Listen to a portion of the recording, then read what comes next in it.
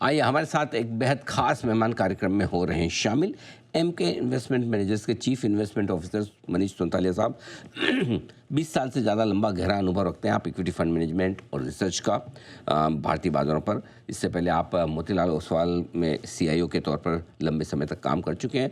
SKP securities पे vice president भी आप रहे हैं। आपने एमबीए की डिग्री हासिल की है कोलकाता से, और इसके अलावा आपने आईसीडब्ल्यू की डिग्री और सीए की डिग्री भी हासिल की है, और आपने बीकॉम किया है सेंट जेवियर्स कॉलेज कोलकाता से। मनीष जी, बहुत बहुत स्वागत है आपका। धन्यवाद हमें समय देने के लिए। सबसे पहले आपको और एमके की पूरी टीम और आपके सभी परिवार वालों को नए साल की बहुत बहुत शुभकामनाएं, बधाइयाँ सर। उम्मीद करते हैं कि नया साल आपके लिए बहुत ही happy new year Anil ji. Happy new year sir, happy new year. और वैसे तो आपने नया साल का मूड माहौल पिछले साल ही बना दिया था।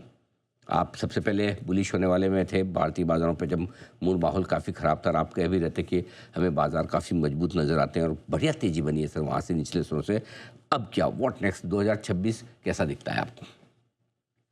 अनिल जी, एक लर्निंग जो रिसेंट मंथ्स में मार्केट में समझ में आ रहा है, वो बेसिकली ये है कि मार्केट में वैल्यूएशन की कंसर्न नहीं है, मार्केट में अर्निंग्स ग्रोथ की कंसर्न नहीं है। मार्केट में एक नया फैक्टर है जो सामने आ रहा है, जो बेसिकली एक हेडविंड और टेलविंड के रूप में देखा जा सकता है। वो है basically over ownership and under ownership. तो on an overall basis market में फंडामेंटली कोई प्रॉब्लम नहीं है, बट चूंकि लास्ट 5 साल में बहुत ज्यादा रिटेल में पैसा आया है और वो डिप्लॉय हुआ है, तो कुछ पॉकेट्स सेक्टर्स में काफी ओवर ओनरशिप की प्रॉब्लम है। और हमने यही देखा है, जब भी वैल्यूएशन की कंफर्ट है या ग्रोथ की कंफर्ट रहती है, पर अगर ओवर ओनरशिप रहती है तो वो एक हेडविंड के रूप में काम आती है। तो कहने का यही मतलब है कि जो ओवर ओन सेक्टर्स हैं, वो थोड़े से हेडविंडेड रहेंगे, थोड़े से टाइम करेक्शन में जा सकते हैं। बट जो सेक्टर्स हेटेड है, जिसमें अंडर ओनरशिप है, और अर्निंग्स ग्रोथ तो बिल्कुल सामने आने वाले 1 साल में देखने को मिलेगा, वो सेक्टर्स में डेफिनेटली टेलविंड दिखेगा, क्योंकि अंडर ओन सेक्टर्स है। तो growth into valuations into over ownership और अंडर ओनरशिप, ये अगर फ्रेमवर्क से काम करे 1 साल में, तो वो काफी मुनाफेदायक साबित हो सकता है। ये बड़ी इंटरेस्टिंग और नई थीम आपने बताई। तो इस थीम में कोई ऐसे आपको लगता है कि स्टॉक्स या सेक्टर्स फिट होते हैं जहाँ पर इस थीम को लगा के देखा जा सकता है? तो एक व्यू पॉइंट ये है अनिल जी, कि जैसे लार्ज कैप सेक्टर्स जो हैं, वो लास्ट 3-4 साल में काफी अंडर ओन्ड है। और चूंकि वहाँ ग्रोथ भी मिड कैप स्मॉल कैप के मुनासिब कम हुई थी, तो वो सेक्टर्स आप देखेंगे कि लास्ट 6-9 महीने में आउट परफॉर्म कर रहे हैं। तो ये एक rotation trade definitely play out हो रहा है। दूसरे जो सेक्टर्स ओवर ओन्ड हैं, वो वही है, रेलवेज, डिफेंस, पावर, रिन्यूएबल्स। ये थोड़े से हेडविंडेड सेक्टर्स हैं। जो अंडर ओन सेक्टर्स हैं, basically banks, insurance, capital markets, बहुत ज्यादा तो अंडर ओन नहीं है, पर फिर भी अंडर ओन्ड है।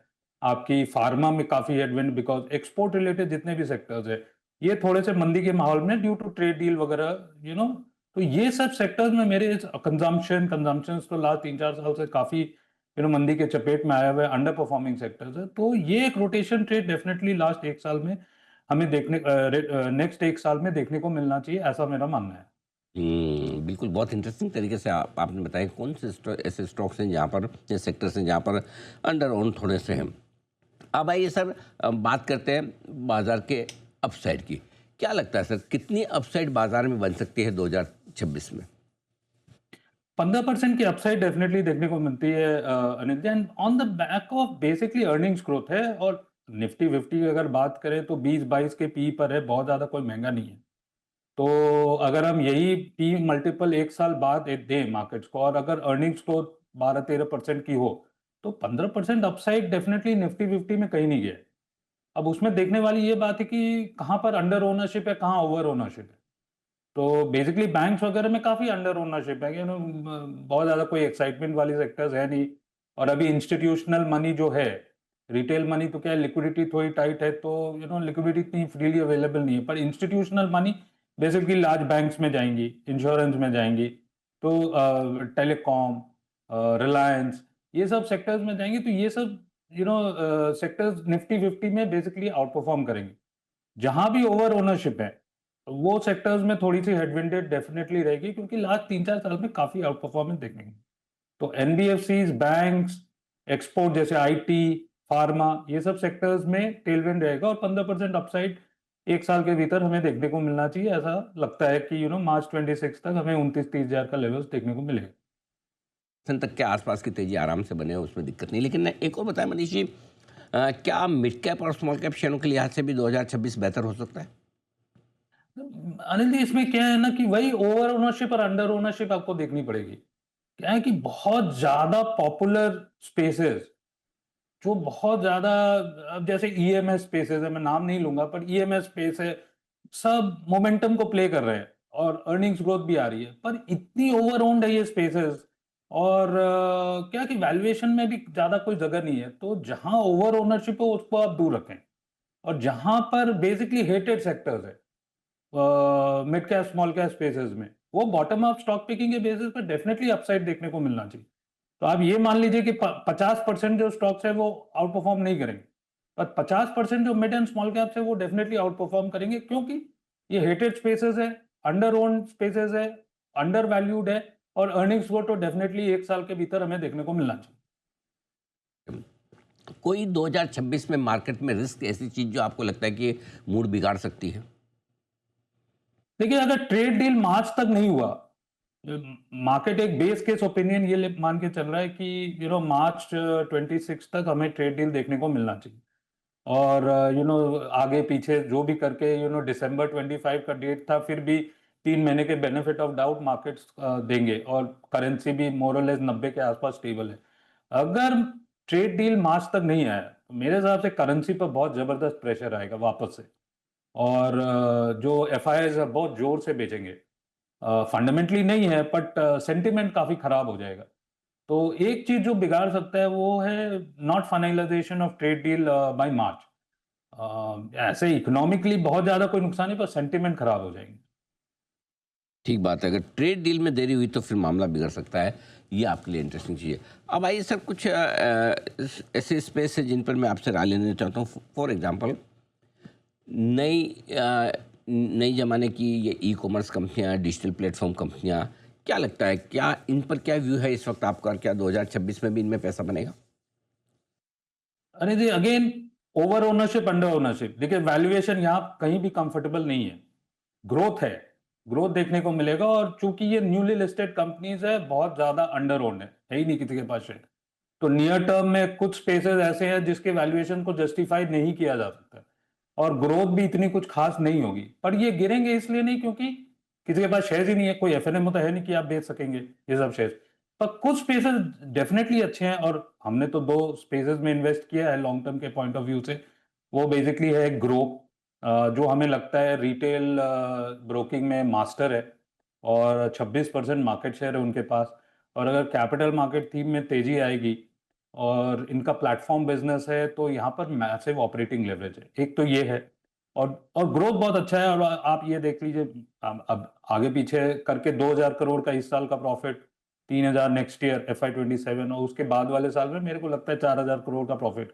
अगर आप 1 लाख करोड़ का भी मार्केट कैप समझे ये स्टॉक के, तो वो 25 के पी पर है, और बहुत high free cash flow business है। तो क्या है, डिविडेंड भी मिलेंगे। कोई कैपिटल मार्केट प्लेस में कैपिटल इंटेंसिटी तो बहुत हाई होती नहीं है। तो एक ये नाम है, और दूसरा जो हमने लिया है वो है बेसिकली फाइन लैब्स। तो यहाँ भी ग्रोथ बहुत अच्छी है, अगर प्लेटफॉर्म बिजनेस है, और वैल्यूएशन कंफर्ट भी है, और बेसिकली अपटिक इन कंजम्पशन, जैसे प्रीमियम एंड ऑफ कंजम्पशन में मुझे तेजी दिखाई देती है। तो ये जो बिजनेस है इनका, ये अपस्किल, अपटिकिंग ऑफ कंजम्पशन, तो यहाँ पर भी वैल्यूएशन कंफर्ट है। तो ये दो नए business long term point of view से अच्छा लगता है। पर बाकी जो आए हैं वहां पर वैल्यूएशन समझ में नहीं आता, और किस तरह स्केल अप होगा, ऐसा समझ में नहीं आ रहा। तो बहुत ही इंटरेस्टिंग आपने बिजनेसेस बताए हैं, दोनों ही ग्रो और पाइनलिप, जहाँ पर एक अच्छा स्कोप बनता है। आज अगर आप रखते हैं, आई डोंट नो रखते नहीं रखते राय, लेकिन गोल्ड और सिल्वर पर, जो कि 2025 के स्टार परफॉर्मर रहे हैं, क्या कोई व्यू है आपका कि 2026 में क्या कुछ हो सकता है? जिनके पास है, क्या करना चाहिए? देखिए, जियोपॉलिटिकल कंसर्न्स, डॉलर की प्रॉब्लम्स, इन्फ्लेशन की कंसर्न्स, तो ये सब बेस मेटल्स के लिए पॉजिटिव है। और इनका rub off impact across commodity जो डॉलर से पेग्ड है, तो कॉपर भी हो गया, एल्यूमीनियम भी हो गया। तो डॉलर की weakness is the main reason जहां पर बेसिकली गोल्ड और सिल्वर में काफी तेजी देखने को मिली है। और ये इंडस्ट्रियल मेटल्स है जहां बेसिकली आपकी इलेक्ट्रिक व्हीकल, सोलर, ये सब में भी सिल्वर काफी यूज होती है। तो अगर आप हिस्टोरिकल एवरेजेस भी देखें तो अभी भी लगता है कि 10 से 15% किसी के भी पोर्टफोलियो में बुलियन रहनी चाहिए, एक रिस्क डाइवर्जन और रिस्क मिटिगेशन फैक्टर के पॉइंट ऑफ व्यू से। आने वाले दिनों में ऐसा ही रहा, जैसे कॉपर काफी तेज हो गया। अगर कॉपर का सब्स्टिट्यूट देखे तो वो एल्यूमिनियम है। कॉपर अब $12,000 के करीब है। और ये अगर बहुत ज्यादा बढ़ जाता है तो क्या है कि सब्स्टिट्यूट में शिफ्ट हो जाएगा, तो उसका रब ऑफ इम्पैक्ट एल्यूमिनियम में देखने को।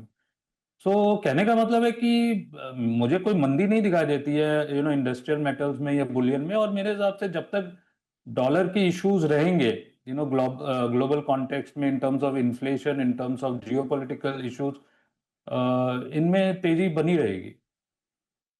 कि तो ये मजबूत रहने वाले हैं, सोने चांदी की तेजी इतनी जल्दी से खत्म होने वाली नहीं है। आईटी शेयरों पर भी आपसे राय लेना चाहता हूँ, क्योंकि दोनों तरफ की ओपिनियन बड़ी स्ट्रॉन्ग है। कुछ को लगता है वैल्यूएशन आकर्षक है, कुछ को लगता है अभी भी मामला ठीक नहीं। बताएं सर, आप क्या कहेंगे? वैल्यूएशन तो काफी रीजनेबल हो गए अनिल जी, क्योंकि ये लास्ट 1 डेढ़ साल में काफी अंडर परफॉर्मेंस देखने को मिला है। और आईटी स्पेस में जो 5-6% डॉलर रेवेन्यू ग्रोथ देखने को मिलेगी और जो रुपी डेप्रिसिएशन है, उसके हिसाब से, मेरे हिसाब से तो आईटी में रिस्क टू रिवॉर्ड काफ़ी फेवरेबल है। और वही स्पेसेस देखने चाहिए जहाँ पर बेसिकली एआई प्ले है, जहाँ पर टर्नओवर या जो ऑर्डर बुक पोजीशन है उसमें एआई कंपोनेंट्स वगैरह हैं। और मेरे हिसाब से मिड कैप आईटी स्पेसेस में थोड़ा सा ज़्यादा लेवरेज रहेगा, क्योंकि ये अपने बिजनेस मॉडल को थोड़ा जल्दी ट्वीक कर सकेंगे, क्योंकि कम लेबर फोर्स है। क्योंकि लेबर फोर्स को एआई में ट्रेन करना थोड़ा डिफिकल्ट है, बहुत लार्ज अगर लेबर फोर्स है। तो जहां पर निम्बलनेस है, जहां वैल्यूएशन कंफर्ट है, जहां एआई कंपोनेंट है, वो सब बिजनेसेस मेरे हिसाब से बॉटम आउट हो। अपनी इंटरेस्टिंग चीज़ बोली। आईटी से बात करते थे, एकदम आईटी से याद आ गया सर, 2 दिनों में 15% टूट गया है। क्या कैसे देखते हैं आप जो ये एक्साइज बढ़ाने का जो फैसला हुआ है सरकार का, टैक्स बढ़ाने का, टैक्स जो हो गया एक तरह से, अब क्या बहुत किया जाए? ज्यादा हार्श है अनिल जी। मेरे हिसाब से तो जो ग्लोबल डब्ल्यूएचओ नॉर्म्स हैं वो 75% टैक्सेशन पर है। हम अब जो आफ्टर यस्टरडेज टैक्सेशन 60-62% पर आ गए हैं। तो मेरे हिसाब से तो थोड़ा रोल बैक का पॉसिबिलिटी डेफिनेटली बनती है। This is not the final word मेरे हिसाब से। मेरे हिसाब से इंडस्ट्री रिप्रेजेंटेशन करेगी कि ये बहुत ज़्यादा हार्श है। एंड क्योंकि 20 से 30% प्राइस इंक्रीज होनी पड़ेगी। और इससे क्या है, स्मगलिंग शुरू हो जाएगा, इलिसिट इलिसिट टोबैको कंजम्पशन बढ़ जाएगा, जो कि ना तो सरकार के लिए अच्छी बात है, क्योंकि रेवेन्यू कलेक्शन नहीं आएगा अगर इलिसिट ट्रेड होना शुरू हो जाए। क्योंकि लास्ट 4-5 साल में हमने देखा है स्मगलिंग बंद हुआ है, और ऑफिशियल लीगल जो टोबैको सिगरेट वगैरह बिजनेस है, उसे गवर्नमेंट को भी रेवेन्यू कलेक्शन अच्छी मिल रही थी। बट यहाँ पर तो क्या है कि इतनी शार्प इंक्रीज हुई है, उसके कारण डिमांड डिस्ट्रक्शन होगा, वॉल्यूम डीग्रोथ होगा, और स्मगलिंग बढ़ेगी। तो मेरे हिसाब से ये ट्रेड रिप्रेजेंटेशन होगा गवर्नमेंट को, एंड मे बी थोड़ा बहुत कुछ रोल बैक हो सकता है, पर डेफिनेटली नेगेटिव है। और एक और चीज़ जिस पे आपसे राय लेना चाहता हूँ मनीष जी, आजकल डील्स वील्स बड़ी हो रही है। आज सफायर देवयानी की डील हुई है, कोफोर्ज ने बड़ा एक्विजिशन किया है। कैसे देखते हैं आप, क्या इस तरह के डेवलपमेंट्स पर कोई व्यू है आपका? नहीं, देखिए, फाइनेंशियल सेक्टर्स में काफ़ी डील्स हो रही हैं, जैसे Japanese players, middle eastern players, financial sector में काफ़ी लुक्रेटिव। देखिए, इंडिया की इकोनॉमी तो बढ़ने वाली है, और जितनी जल्दी आप ये सब स्पेसेस, जैसे रिटेलिंग भयानक मार्केट है इंडिया में, एक 140 करोड़ पीपल की मार्केट है, वहाँ पर आप जितने जल्दी प्रेजेंट हो जाएंगे। अब ये सफायर और देवानी की जो मर्जर हुई है, उसे economies of scale play out होगी, सिनर्जीज प्ले आउट होगी, तो बेनिफिट होगा डेफिनेटली। और ये सब ब्रांडेड प्लेज हैं, तो साइज ऑफ द अपॉर्चुनिटी तो बहुत बड़ी है। और इसी के कारण ये लुक्रेटिवनेस जो वैल्यूएशन के रूप में आ रही है, इसी कारण ये सब डील हो रहे हैं, आने वाले दिनों में और देखने को मिलेगा। तो जहां भी ग्रोथ एंड वैल्यूएशन की एसिमेट्री रहेगी अक्रॉस सेक्टर, आईटी में बोल लीजिए, रिटेलिंग में बोल लीजिए, फाइनेंशियल सेक्टर में बोल लीजिए, India offers a great growth space according to me. ये है आपके लिए। पूरा का पूरा डेवलपमेंट। मनीष सर, बहुत बहुत धन्यवाद, आपने समय दिया। मार्केट ही नहीं, बाकी सारे बड़े मार्केट से जुड़े मुद्दों पर भी अपने बेबाक राय आपने रखी। Thank you so much sir.